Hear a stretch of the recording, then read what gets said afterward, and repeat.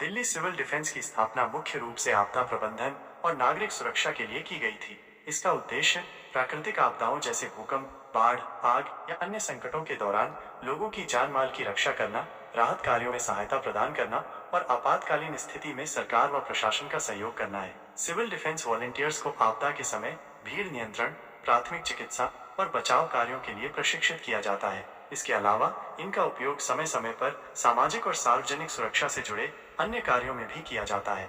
2015 में डीटीसी बसों में सिविल डिफेंस बस मार्शलों को लगाने का आधार 2015 में दिल्ली सरकार ने दिल्ली परिवहन निगम डीटीसी की बसों में सिविल डिफेंस वॉलेंटियर्स को बस मार्शल के रूप में तैनात करने का फैसला लिया। इसका मुख्य कारण था महिलाओं की सुरक्षा को सुनिश्चित करना। दिल्ली में उस समय बसों में महिलाओं के साथ छेड़छाड़ और असुरक्षा की घटनाएं चिंता का विषय थी। 2012 के निर्भया कांड के बाद सार्वजनिक परिवहन में महिला सुरक्षा को लेकर दबाव बढ़ा था। इसीलिए दिल्ली सरकार ने सिविल डिफेंस वॉलेंटियर्स को बस मार्शल के रूप में नियुक्त किया, ताकि बसों में महिलाओं और बच्चों की सुरक्षा बढ़ाई जा सके, छेड़छाड़ और अन्य अपराधों को रोका जा सके, यात्रियों खासकर बुजुर्गों और बच्चों को सुरक्षित माहौल प्रदान किया जा सके। इन मार्शलों को दोपहर और शाम की पाली में तैनात किया जाता था, जब बसों में भीड़ अधिक होती थी। ये कदम महिलाओं के लिए मुफ्त बस यात्रा और अन्य सुरक्षा उपायों के साथ जोड़ा गया था। 10 से 15 साल नौकरी के बाद अचानक हटाना। हाँ, ये सच है कि करीब 10,000 सिविल डिफेंस वॉलेंटियर्स जो बस मार्शल के रूप में 10 से 15 साल तक काम कर रहे थे, उन्हें अक्टूबर 2023 में अचानक हटा दिया गया। इसकी कई वजहें बताई गई। दिल्ली सरकार के वित्त और राजस्व विभागों ने तर्क दिया कि सिविल डिफेंस वॉलेंटियर्स का उपयोग आपदा प्रबंधन के लिए होना चाहिए, न कि बस मार्शल जैसे नियमित कार्यों के लिए। उनकी तैनाती को नियमों के खिलाफ माना गया। 2. उपराज्यपाल का निर्णय तारांकन। उपराज्यपाल वी.के. सक्सेना के निर्देश पर इन वॉलेंटियर्स को हटाया गया।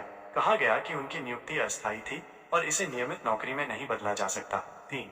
राजनीतिक विवाद गिंटू तारांकन। आम आदमी पार्टी आपने आरोप लगाया कि ये केंद्र सरकार और भाजपा की साजिश थी, जबकि भाजपा ने कहा कि आप सरकार ने इन वॉलेंटियर्स को गलत तरीके से नियुक्त किया था। क्या ये सही था या गलत? ये सवाल जटिल है और इसका जवाब कई दृष्टिकोणों पर निर्भर करता है। सही क्यों माना जा सकता है? कानूनी दृष्टिकोण गिंटू तारांकन। सिविल डिफेंस वॉलेंटियर्स की नियुक्ति अस्थायी होती है और नियमों के अनुसार उन्हें आपदा प्रबंधन के लिए ही तैनात किया जाना चाहिए। बस मार्शल के रूप में उनकी लंबी तैनाती नियमों का उल्लंघन थी। वित्तीय बोझ गिंटू तारांकन। इन वॉलेंटियर्स को नियमित वेतन देना सरकार के लिए आर्थिक दबाव का कारण बन सकता था, खासकर जब उनकी नियुक्ति स्थायी नहीं थी। वैकल्पिक उपाय। सरकार का तर्क था कि बसों में सीसीटीवी, पैनिक बटन और अन्य तकनीकी उपायों से सुरक्षा बढ़ाई जा सकती है, जिससे मार्शलों की जरूरत कम हो। गलत क्यों माना जा सकता है? मानवीय दृष्टिकोण गिंटू तारांकन। इन वॉलेंटियर्स ने 10 से 15 साल तक मेहनत से काम किया और अचानक नौकरी छीनने से उनके परिवारों की आजीविका पर गहरा असर पड़ा। कई वॉलेंटियर्स ने बताया कि उनकी उम्र और योग्यता के कारण अब उन्हें दूसरी नौकरी मिलना मुश्किल है। महिला सुरक्षा पर असर गिंटू तारांकन। बस मार्शलों की मौजूदगी से महिलाओं को बसों में सुरक्षा का एहसास होता था। उन्हें हटाने से यह भरोसा कमजोर हुआ और तकनीकी उपाय पूरी तरह उनकी जगह नहीं ले सकते। अन्यायपूर्ण प्रक्रिया गिंटू तारांकन।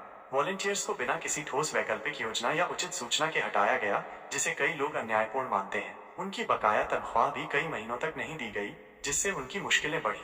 राजनीतिक खेल तारांकन। इस फैसले को राजनीतिक बदले की भावना से जोड़ा गया, जिससे वॉलेंटियर्स को अनावश्यक रूप से नुकसान हुआ। मेरे हिसाब से इन वॉलेंटियर्स को अचानक हटाना पूरी तरह सही नहीं था।